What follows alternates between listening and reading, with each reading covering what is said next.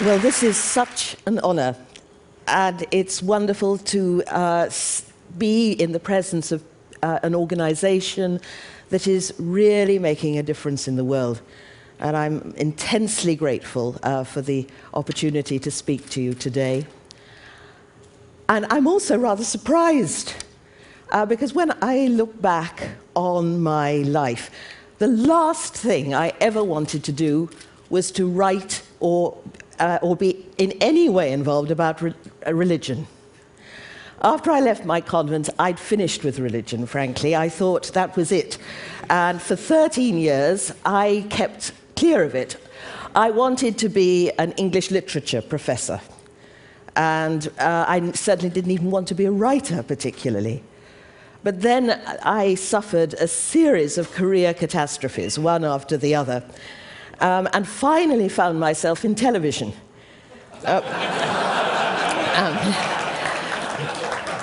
I said that to Bill Moyers, and he said, "Oh, we take anybody."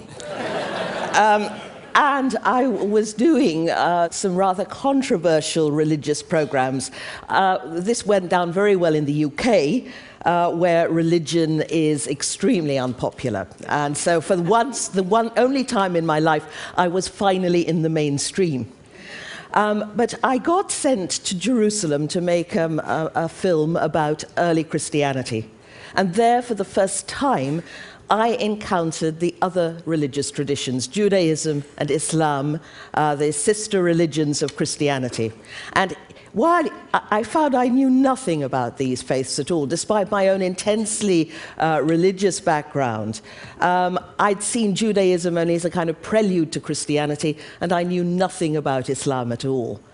But in that city, that tortured city, where you see the three faiths jostling so uneasily together, you also become aware of the profound connection between them.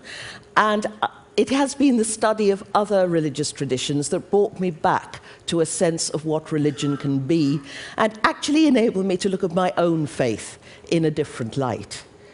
And I found some astonishing things in the course of my study that had never occurred to me. Frankly, in the days that when I thought I'd had it with religion, I just found the whole thing absolutely incredible.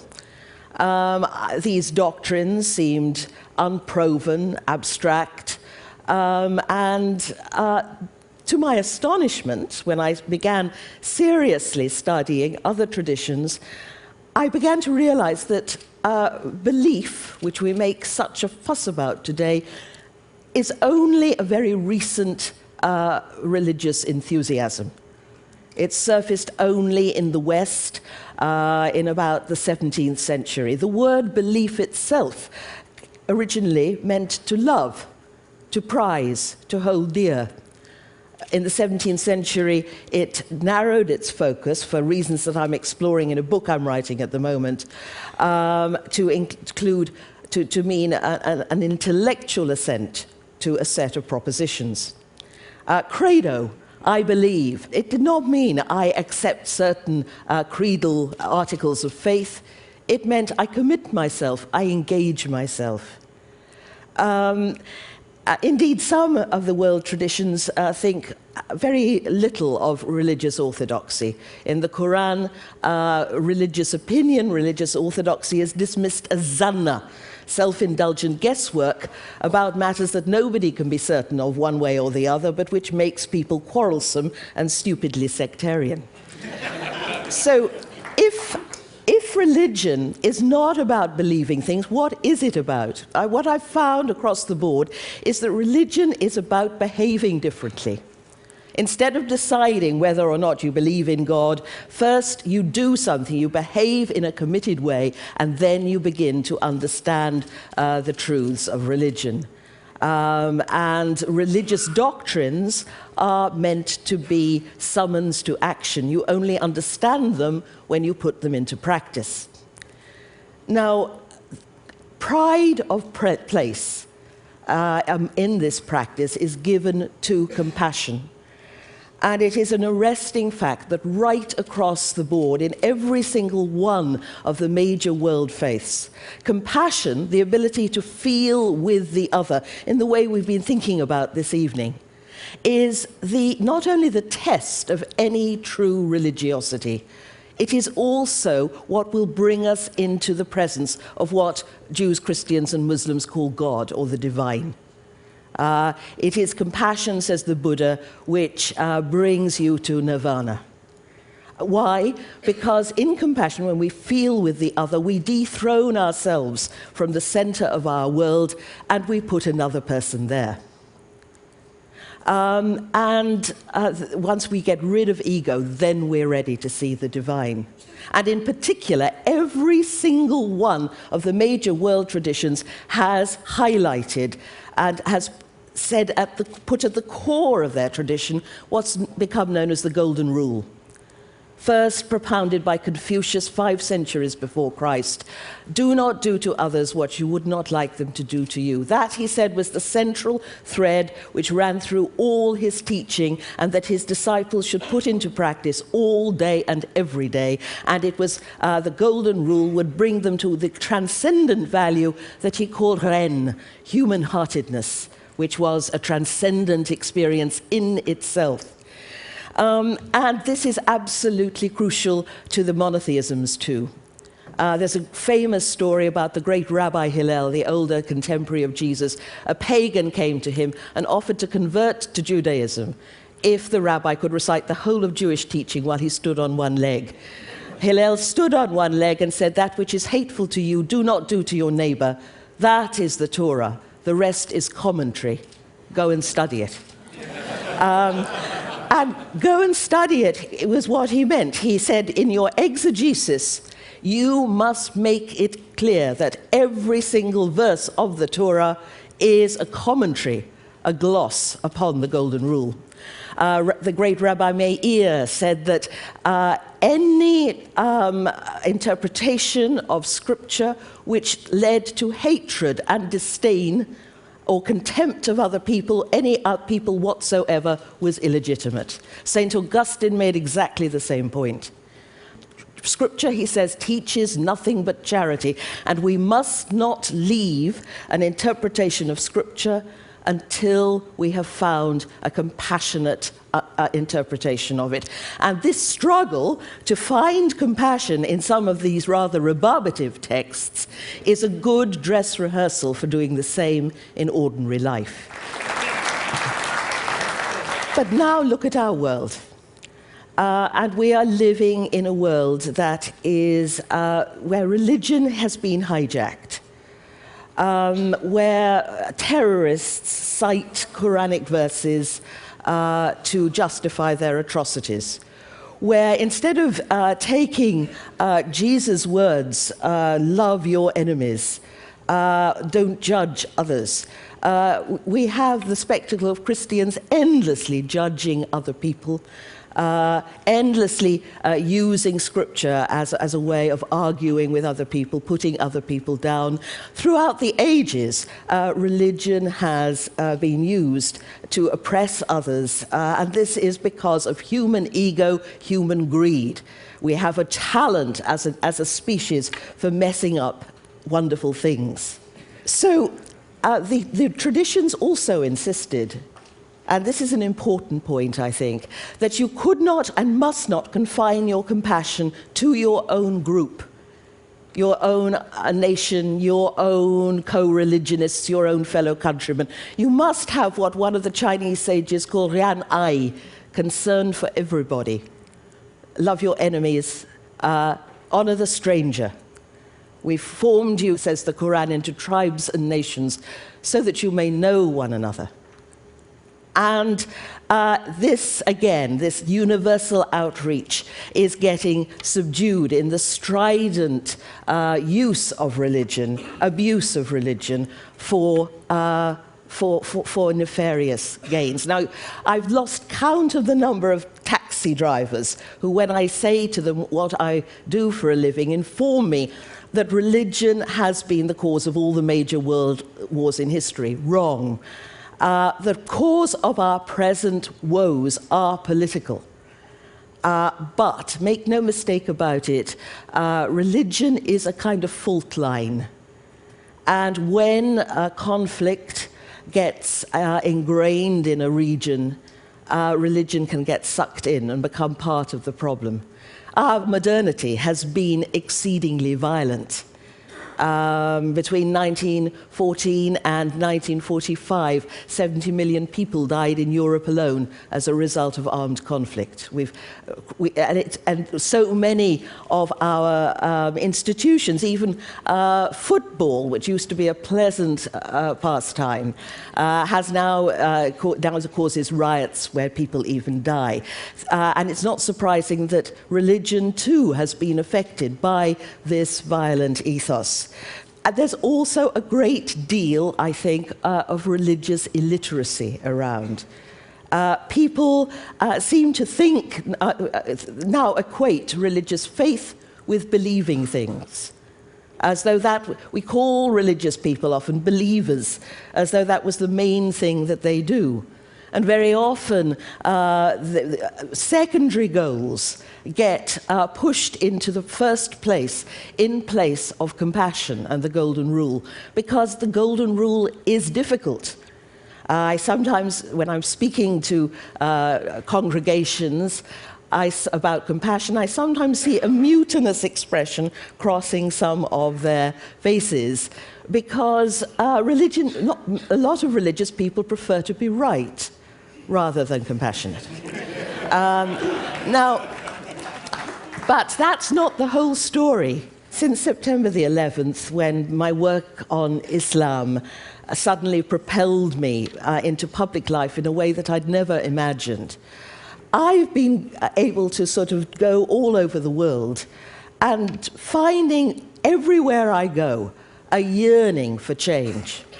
I've just come back from Pakistan, where literally thousands of people came to my lectures because they were yearning, first of all, to hear a friendly Western voice.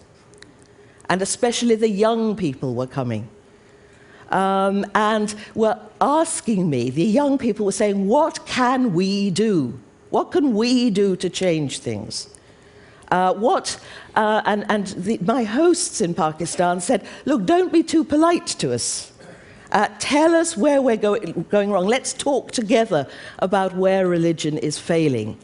Because it seems to me that our current situation is so serious at the moment that any ideology that doesn't promote a sense of global understanding and global appreciation of each other is failing the test of the time.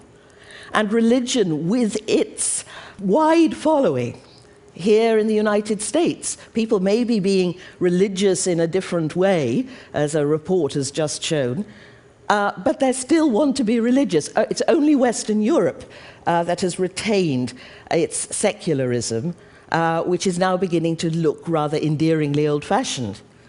But people want to be religious, and religion should be made to be a force for harmony in the world, which it can and should be, because of the Golden Rule: do not do to others what you would not have them do to you, an ethos that should now be applied globally. We should not treat other nations as we would not wish to be treated ourselves.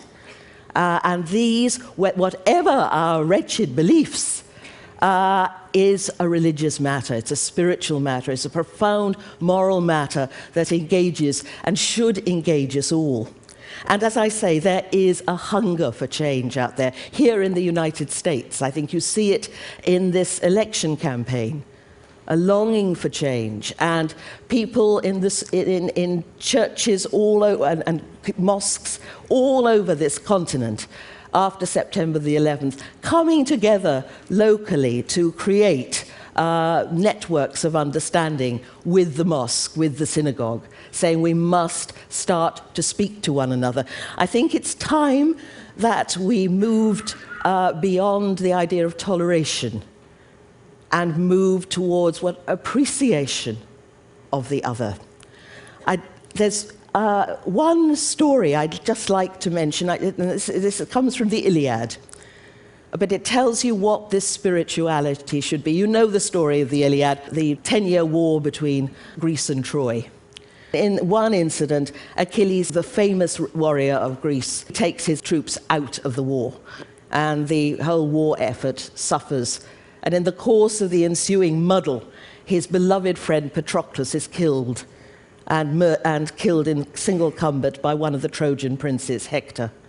And Achilles goes mad with grief and rage and revenge, and he mutilates the body. He kills Hector, he mutilates his body, and then he refuses to give the body back for burial to the family, which means that in Greek ethos, Hector's soul will wander eternally, lost. And then one night, Priam, king of Troy, an old man, comes into the Greek camp incognito, makes his way to Achilles' tent to ask for the body of his son. And everybody is shocked when the old man takes off his head covering and shows himself. And Achilles looks at him and thinks of his father, and he starts to weep. And Priam looks at the man who has murdered so many of his sons, and he too starts to weep.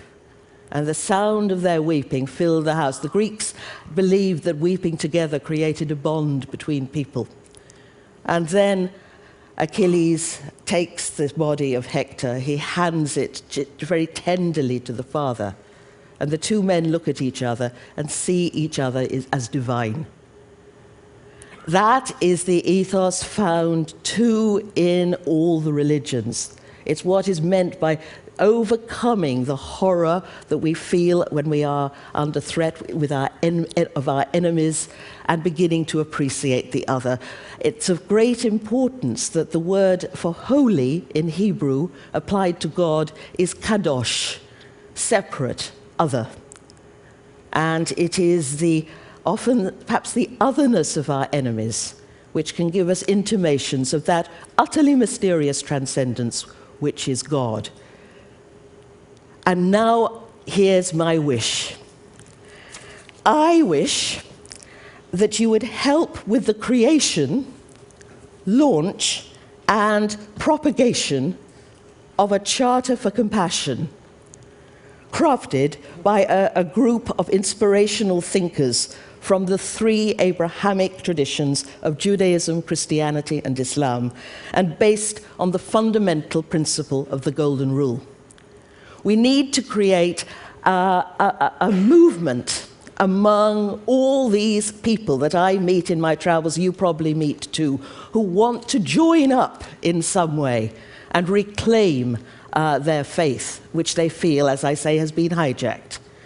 We need to empower people to remember the compassionate ethos and to give guidelines. This charter would not be a massive document.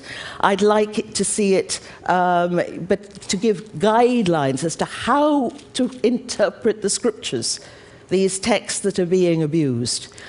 Remember what the rabbis and what Augustine said about how scripture should be governed by the principle of charity. Let's get back to that.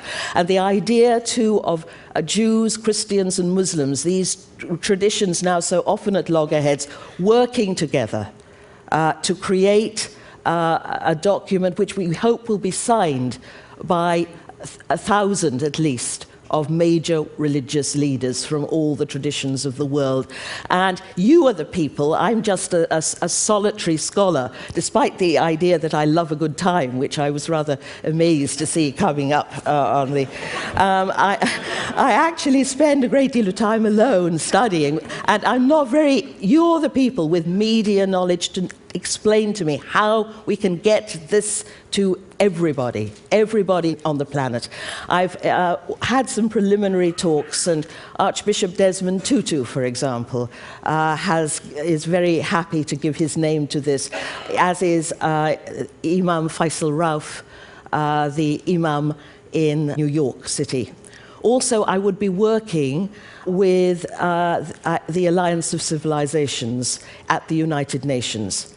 I was part of that United Nations initiative called the Alliance of Civilizations, which was asked by Kofi Annan to diagnose the causes of extremism and to give practical guidelines to member states about how to avoid the escalation of further extremism. And the Alliance has told me that they are very happy to work with it. The importance of this is that this is, I can see some of you starting to look worried because you think it's a slow and cumbersome body. But what the United Nations can do is give us some neutrality, so that this isn't seen as a Western or a Christian initiative, but that it's coming from, as it were, the United Nations from the world, who would help with the the bureaucracy of this. So I do urge you to join me in this charter, to building this charter, launching it and propagating it, so that it becomes, I'd like to see it in every college, every church, every mosque, every synagogue in the world, so that people can look at their tradition, reclaim it, and make religion a source of peace in the world, which it can and should be. Thank you very much.